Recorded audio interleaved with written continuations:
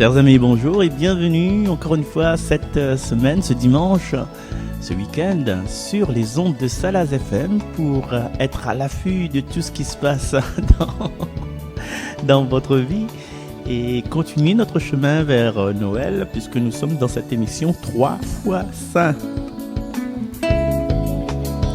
Et aujourd'hui, nous allons parler essentiellement de la période de l'Avent à travers le personnage de Jean le Baptiste qui apparaît soudainement dans la liturgie de ce jour. Et pour suivre ses pas, pour comprendre son impact sur notre vie, pour essayer de nous calquer sur le message qu'il apporte, et puis un message pour nous-mêmes aussi, un message de préparation, bien sûr, il échappe pas quoi.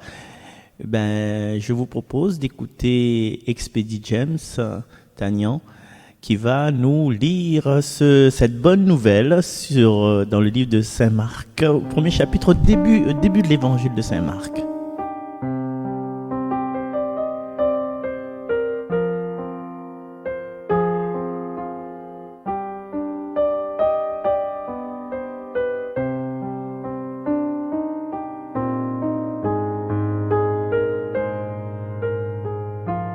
Évangile de Jésus-Christ selon saint Marc, le commencement de l'évangile de Jésus. Il est écrit dans Isaïe, le prophète, « Voici que j'envoie mon messager en avant de toi pour ouvrir son chemin. Voix de celui qui crie dans le désert, préparez le chemin du Seigneur, rendez droit ses sentiers. » Alors Jean, celui qui baptisait, parut dans le désert. Il proclamait un baptême de conversion pour le pardon des péchés. Toute la Judée, tous les habitants de Jérusalem se rendaient auprès de lui et ils étaient baptisés par lui dans le Jourdain en reconnaissant publiquement leurs péchés. Jean était vêtu de poils de chameau avec une ceinture de cuir autour des reins. Il se nourrissait de sauterelles et de miel sauvage. Il proclamait « Voici venir derrière moi celui qui est plus fort que moi. Je ne suis pas digne de m'abaisser pour défaire la courroie de ses sandales. Moi, je vous ai baptisé avec de l'eau. Lui vous baptisera dans l'Esprit Saint. » Acclamons la parole de Dieu. Merci Expédie, merci. Merci donc Expédie pour le message que vous avez fait passer, que tu as fait passer. Hein, on se connaît, on se connaît depuis belle lurette. Je vais te tutoyer. Merci d'être encore avec nous et j'espère que tu seras encore avec nous la prochaine fois pour cette émission 3 fois Saint sur les ondes de Salaz FM. Et comme Expédie a porté la parole du Seigneur, et dans ce portage, entre guillemets, de la parole du Seigneur, on parle de Saint Marc qui porte l'histoire de la vie du Seigneur. Et dans Saint Marc, il évoque le prophète Isaïe qui a porté le message du Seigneur. Et ce prophète Isaïe, il parle d'un messager qui porte le message du Seigneur. Et ce messager, il décrit, Saint Marc, il décrit que ce messager, c'était Jean qui baptisait, qui est apparu dans le désert, qui proclamait un baptême de conversion pour le pardon des péchés. Donc, Jean est celui que Saint Marc a dit que c'est Isaïe qui a dit que c'est Dieu qui a dit, et Saint Marc raconte la vie de Jésus, et c'est aujourd'hui Expédie qui dit que, voilà, vous comprenez que toute relation humaine, c'est une relation de communication. Si aujourd'hui, même il y a une cause avec Zot, c'est que, à un moment donné, dans mon vie, mais j'espère que Zot aussi était pareil, Zot l'a attendu de mon causer, Zot l'a attendu Zot maman causer, Zot l'a attendu Zot papa causer. Et je pense que Zot maman ou bien Zot papa l'a attendu la mamie, le papi, le gros-mère, le gros-père, le grand-père, le grand-mère, le mon-père, le ma-mère, l'a causé. Et ces aïeux-là, ils ont attendu Zot maman, Zot papa causé. Donc, les enfants aujourd'hui, ce que nous peut, le premier La première chose que nous pouvons retirer de ce passage, c'est simplement la communication. La communication. Des fois, on a des communications non verbales. La réunion connaît. Tu te rappelles? Les jeunes de mon âge se rappellent de Daniel Bavois. Daniel Vabois. Langage cocasse, langage bon. Hein? S'il croit pas, il fait. Si les députés fait. Ouais. En fait, voilà, c'est toujours de la communication. Ou bien quand on connaît, ou bien qu'il veut pas couler là. Et généralement, bon, là pour causer, les grands-parents, enfin les adultes là pour causer, l'intime maman il arrive, le maman fait. Et le petit maman tout de suite il comprend que non, c'est pas le moment quoi. Hein. Donc là il y a un côté communication en nous, même si là elle est un petit peu animal, hein, avouons-le. Donc nous avons ce côté de communication. Et moi-même, expédie qui prise le front, c'est pas seulement communication, bien sûr, c'est transmission.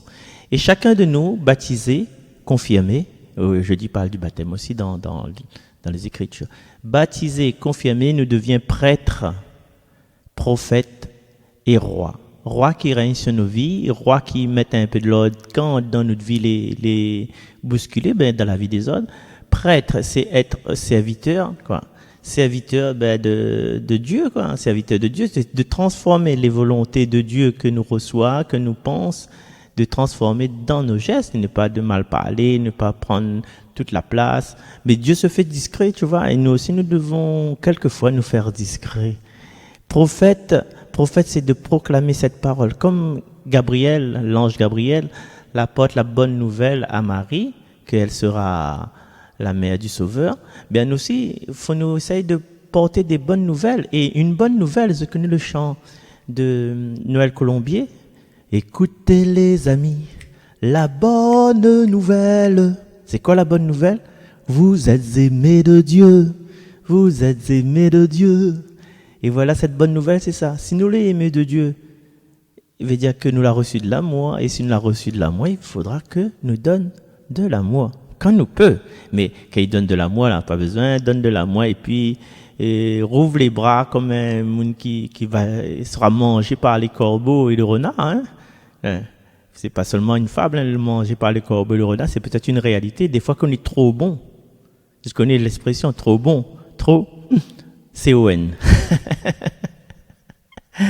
Voilà, trop bon, trop CON. Et ça, en fait, après, il faut nous prendre en pitié les gens autour de nous. Du coup, nous cause. Voilà, nous parler de bonnes nouvelles. Et quand Saint Marc il commence son évangile, commencement de l'évangile de Jésus-Christ, fils de Dieu déjà athée, il ne pas parler de n'importe qui ça, il ne pas parler de petits brocanteurs, il a fait la brocante par King Jiffy le dimanche. Non, il ne pas parler de ce tennisman talentueux que a eu 3 fois le Grand Chelem. Non, il ne pas parler du pilote d'avion que l'a fait des exploits pendant la guerre 14-18. Non, il ne pas parler de la famille de Kim Kardashian, de ses robes, de son façon de maquillage. Non, il ne parler de Jésus-Christ. Jésus, Christ, envoyé, oint, choisi, fils de Dieu. Tu vois? Et lui, il est bien, c'est que quand Saint Marc lui annonce ça là, il appuie à lui sur des documents. Il appuie sur des références. Comme nous, des fois, quand nous faisons un lettre d'administration, là, nous appuyons à nous dessus des textes de loi, des décrets, des circulaires. Tu vois? Et lui, Saint Marc, il parle de Isaïe, le prophète. Alors, qu'est-ce que ce prophète-là, il dit? Ce prophète, il envoie un messager avant toi. Il parle du Messie, en fin de compte, pour ouvrir ton chemin. Une voix de celui qui crie dans le désert, préparer le chemin du Seigneur, rendez droit ses sentiers. Et là, nous voit que déjà dans la tête, dans l'esprit, dans l'intelligence, dans la vision d'Isaïe, Jean-Baptiste était déjà là. Il veut dire que, chers amis, si nous gardons ça d'une façon un peu, scabreuse, un peu ésotérique, un peu, voilà, nous l'est là depuis tout le temps, si ça se trouve. Mais là, nous révèle à nous. Jésus, il était annoncé par les prophètes. Alors les rois et les prophètes, les lois et les prophètes, t'es pas tout le temps, quelqu'un viendra, réjouis-toi Jérusalem, tu n'es pas la plus petite ville, Bethléem, tout ça. Dieu il est déjà là, Jésus il est déjà là, la promesse il est déjà là, parce que Saint Jean dit à nous, depuis le début, le Verbe était auprès de Dieu, le Verbe était Dieu. Et si ça se trouve, nous, en étant image de Dieu, si ça se trouve, nous étions déjà là quelque part. Mais pas sous la forme que nous voyons, nous, dans notre miroir, mais nous étions déjà une impression, nous étions déjà un rêve, nous étions déjà une imagination dans un état pas concret, pas de chair, pas d'os, pas de ceinture caporale, pas de tennis Stan Smith. Non, nous n'étions pas comme ça. Nous n'avions pas un corps, nous n'avions pas de gros pectoraux comme moi, là, et puis des abdos saillants comme moi, là. Mais c'était un rêve, quoi. Du coup, nous, pour mettre à nous, en fait, en égalité, à moins avec ou que les plus jeunes que moi, ou moins à moins avec ou que les plus âgés que moi, mais nous toutes, peut-être, nous avons le même âge, voilà. Et nous toutes, sous notre forme spirituelle, peut-être nous l'avons toujours été comme ça. Nous avons toujours été, voilà, toujours été.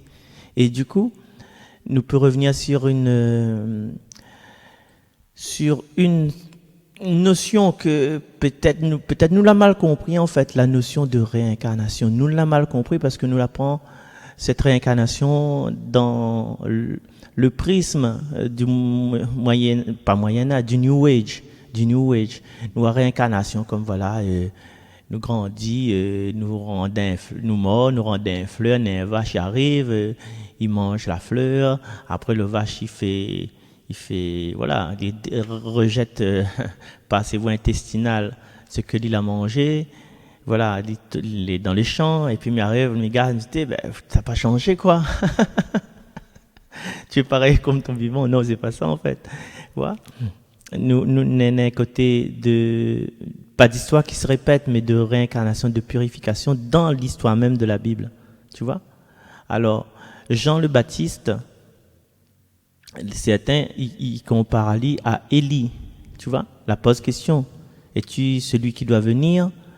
Et es-tu Élie? Les gens la posent la question à Jean-Baptiste. Souvent, c'est pas dans cette lecture-là, hein. C'est mis pendant Saint-Luc dans Saint-Jean. Es-tu Élie? Et Jean-Baptiste dit non, je suis pas Élie, parce qu'il ne peut pas être Élie. Mais il peut représenter ce que les prophètes l'ont dit.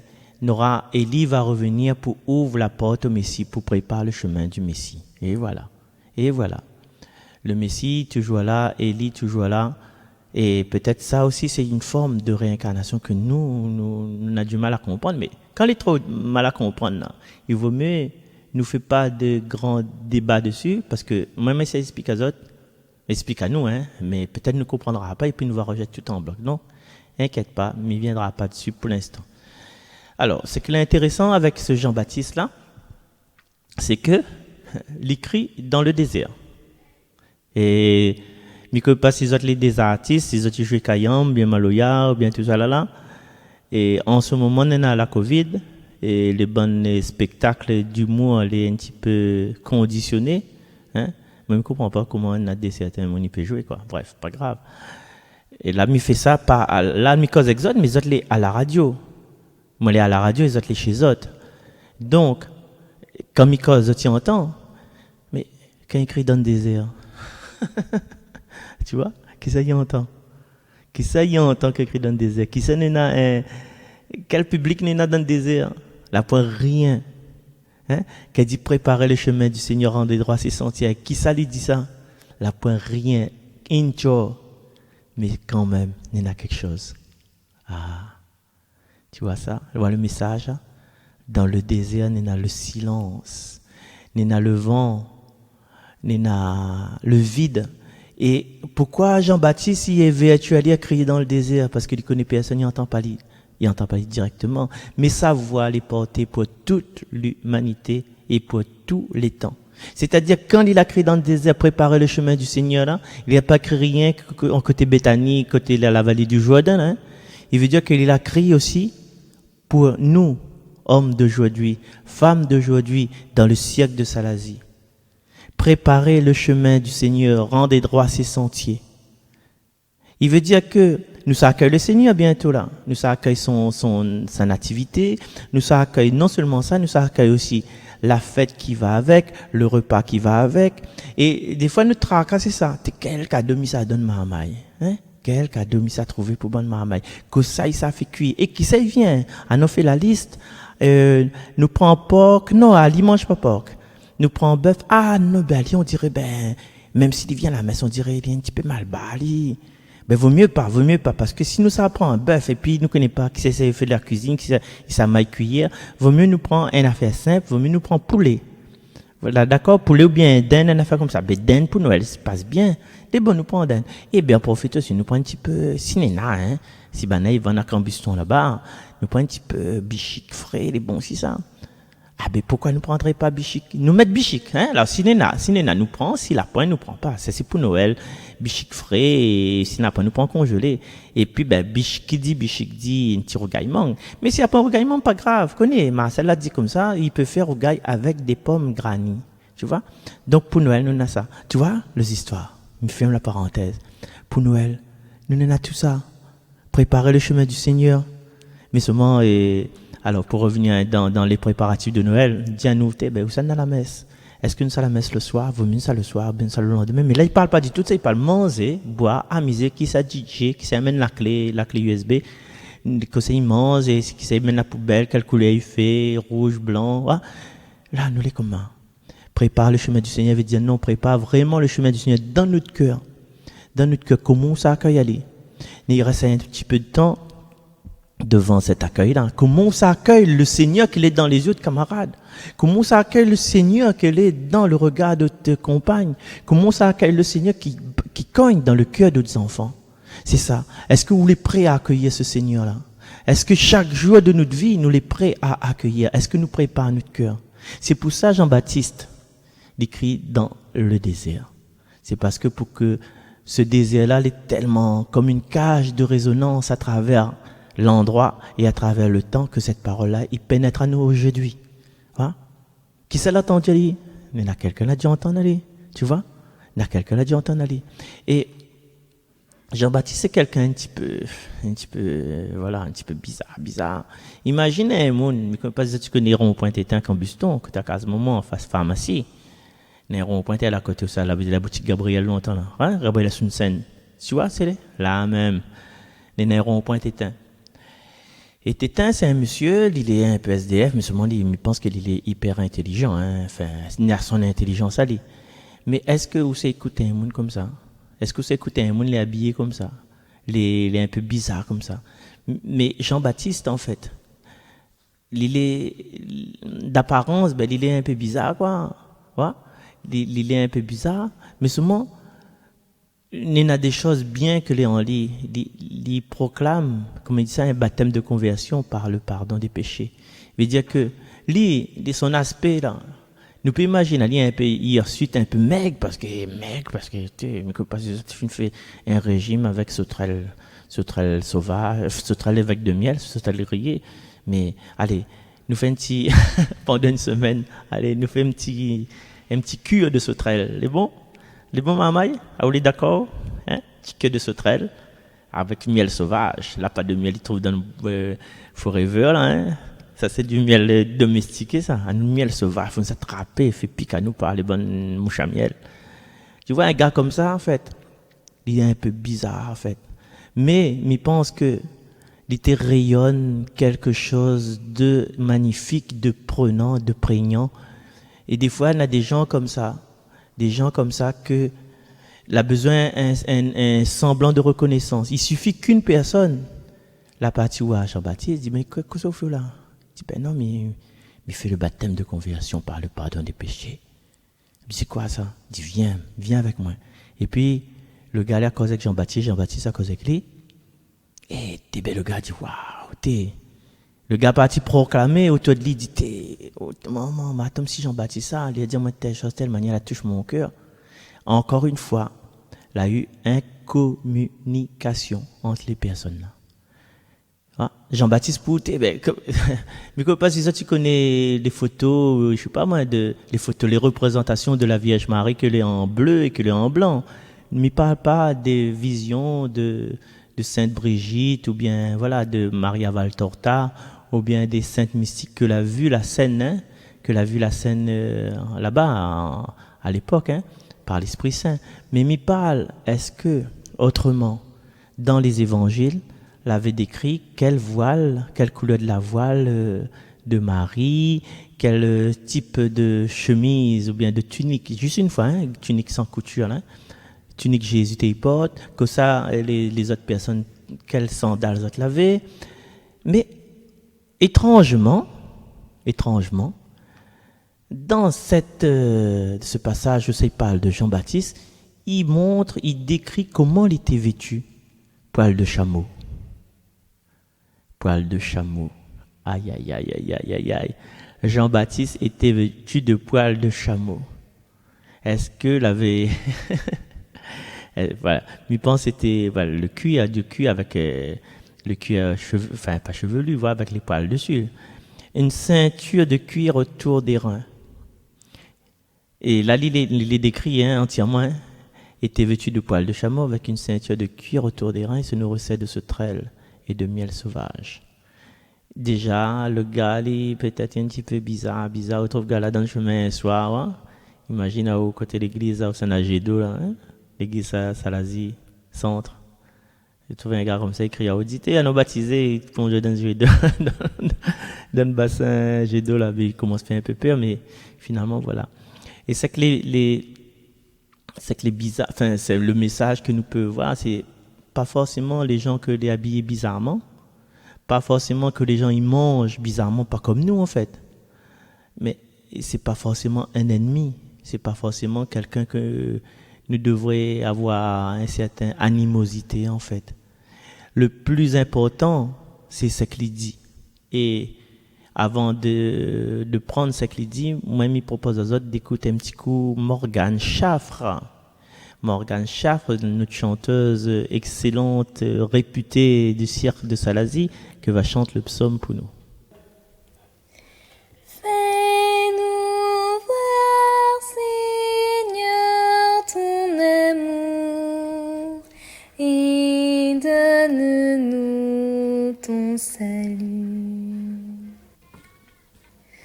Fais-nous voir, Seigneur, ton amour et donne-nous ton salut.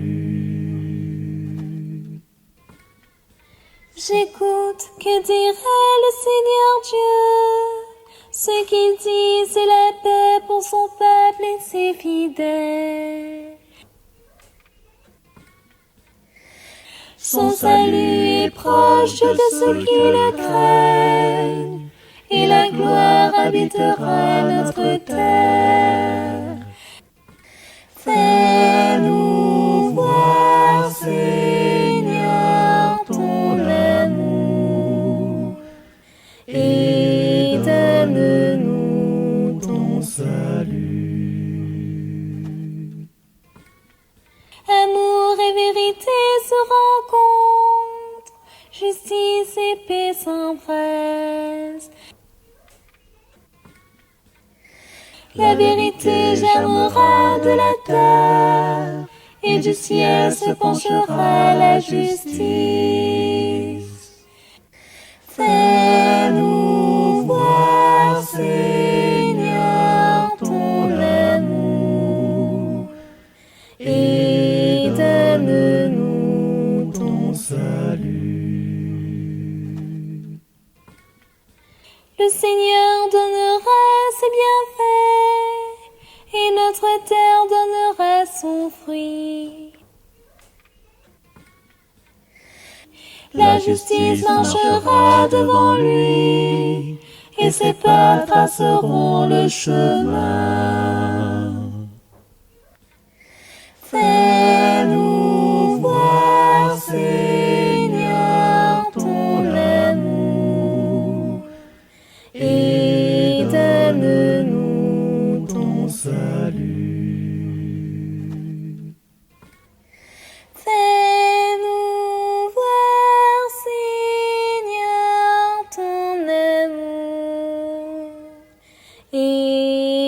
donne-nous ton salut.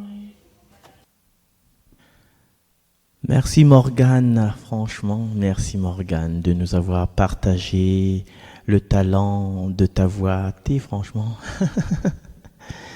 je suis tombé amoureux de cette voix qui arrive à monter dans les aigus, qui arrive à descendre dans les graves sans aucune altération.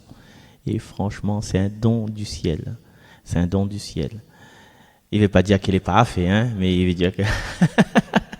Oh là là, le sourire l'a disparu. Non, voilà, non, c'est vraiment un cadeau. Et chacun de nous est un cadeau, chacun de nous, qu'importe, il suffit qu'on se prosterne devant celui qui vient. Et justement, Jean-Baptiste, il dit à nous comme ça, voici venir derrière moi celui qui est plus fort que moi. Et du coup, Jean-Baptiste a déjà ce côté d'humilité, ce côté que, non, ça, il gonfle pas son estomac, une attitude que nous aussi nous devons avoir. Ce qui vient derrière moi, il est plus fort que moi. Que m'y connaît pas, ce qui vient derrière moi, va apporter à moi plus et me sera content que m'y apprendre de lui, en fait. Parce que des fois, nous prenons pour le petit fanfaron, le petit coq bataille, la cour, tu vois. Mais ce qui vient derrière moi, il est plus fort que moi. Des fois, il est plus faible que moi, mais ben, ils mettent à 1, 2, 3, 4, 5, 6. Et voilà. D'autres, ils transportent à moi, d'autres, ils expulsent à moi, même si ils sont des petits. Donc, il suffit, moi, en fait, dans mon cœur humble, dans mon cœur de dire que demain, tout tu peux casser, tout tu peux tomber, tout tu peux être détruit. Mais continue dans cette proclamation de Jean-Baptiste. Je ne suis pas digne de m'abaisser pour défaire la courroie de ses sandales. Normalement, quand on est devant une personne de grande estime, de grande majesté, ou abaisse à haut, ouais. Mais là, Jean-Baptiste dit, oh non, même lui, le Seigneur, devant le Seigneur, il n'est pas digne d'abaisser à lui et de défaire la courroie de ses sandales, veut dire de faire un acte d'humilité, d'humiliation. Le Seigneur est trop fort, il est trop grand, il est trop lumineux, il est trop amour pour que moi, je puisse être dans sa présence déjà. Ben, mais la honte, comme dit, hein, Zélafan, il dit, malout bé, il est sale. Et des fois, comme ça même, nous les devant le Seigneur. Moi, je vous ai baptisé avec de l'eau. De l'eau, elle est accessible dans ce monde-là. La rivière coule, nous prend sec nena dessous de notre main pour essayer de rendre les gens purifiants et purifiés. Nous essayons de dire les paroles par rapport à notre bonne expérience pour je sais pas moi, pour mettre les gens à l'aise, pour que les gens puissent poursuivre notre chemin. C'est pas pour faire l'intéressant, moi. Jean-Baptiste fait pas l'intéressant, sinon il était fini à châtaler un joli petit chemise en soie, hein, mais non, il reste toujours avec son poil de chameau. Mais lui, le Seigneur qui vient, vous baptisera dans l'Esprit Saint, parce que c'est lui qui a le pouvoir de l'Esprit Saint. L'Esprit Saint, il précède, je ne sais pas comment il dit, procède du Père et du Fils. C'est l'amour du Fils et l'amour du Père qui donne l'Esprit Saint. L'Esprit Saint, c'est quelque chose qui appartient au Seigneur. Tu vois? Et lui, il ne peut pas, parce qu'il n'a point la capacité, il n'a point la pureté pour baptiser des gens dans l'Esprit Saint. Et il y a des fois dans notre entourage, hein, malheureusement, on a encore des personnes qui se croient investies d'une puissance divine. Il est vrai que nous l'avons investi d'une puissance divine, mais de là à diriger la vie des gens, à dire les gens, faut pas acheter fauteuil bleu, faut acheter fauteuil rouge, ou bien faut pas acheter un petit croix comme ça, viens, m'a donné un grand croix, m'a donné un grand statue, tu vois, un peu les bonnes histoires de la parade, du m'as-tu vu, etc. Moi, dans mes, pas prédications, dans mes supplications, dans mes moyens de défense, je dis toujours aux gens, mets tout cœur dans le Seigneur, mets tout cœur en paix, allez prier, allez devant le tabernacle. Voilà. Et Jean-Baptiste est un peu comme ça. Il dit non, prie pas, c'est pas moi le Messie. Voilà, c'est pas moi le Messie. Mais pensez dans le Saint Jean. C'est pas moi un homme, il n'est pas le Messie. Mais il est juste une voix qui crie dans le désert, préparer le chemin du Seigneur. Alors, chers amis, cette voix dans le désert résonne encore comme elle dit aux autres, il résonne encore aujourd'hui. Est-ce que ça nous l'a fait, que ça nous l'a fait pour préparer ce chemin-là? Est-ce que nous l'êtes toujours en préparation? Mais je pense que oui, nous l'êtes sera toujours en préparation tant que le Seigneur y appellera pas nous pour apparaître devant lui quand nous va traverser le rideau de la mort. Ah, il fait peur. Mais oui, ben, la femme m'a dit, oh, ça va mourir un jour. Et du coup, comme il dit, il reste seulement 2 jours pour vivre. Marcel, dis pas ça, on a encore longue vie qui ça. Mais veut pas de longue vie, moi, maman. Mais veut pas de longue vie. Ni de longue vue. Mais veut trapper. Parce que le longue vue, là, Rodman Pirate, là, si tu gardes une longue vue, si tu gardes la terre au loin, garde film Obélix, garde la terre au loin. Mais ne veut pas de longue vue, ni de longue vie. Mais veut habiter dans la maison du Seigneur jusqu'à la durée, pendant la durée de mes jours. Voilà le psaume 23, il revient encore chez nous là. Donc voilà, chers amis, merci beaucoup. Merci, c'était Marcel Réfamia sur les ondes de Salaz FM. La meilleure des radios du cirque de l'île. Merci Chris, merci Cathy. Cathy Misseur très très fort dans mes bras. Chris aussi bien sûr. Chantal aussi. Ringo Loco, mon petit frère, grand frère, mon frère d'armes, Ringo Loco, alio, la, c'est ça. Et puis aussi, bien sûr, tonton Daniel, admiratif, depuis longtemps, hein, depuis le FARC, quoi. Pas les FARC, les FARC là-bas, là, hein, FARC, nous, depuis quand la Réunion était bâillonnée. Et là, aujourd'hui, vous l'avez vu ça, Daniel? La Réunion est toujours bâillonnée, mais d'une autre façon. Allez, passe des belles nuits, des nuits bleues, des nuits d'amour, des nuits où ça nous prépare à nous tous les jours pour cette conversion. Préparons le chemin du Seigneur. Marcel, ça, bye bye.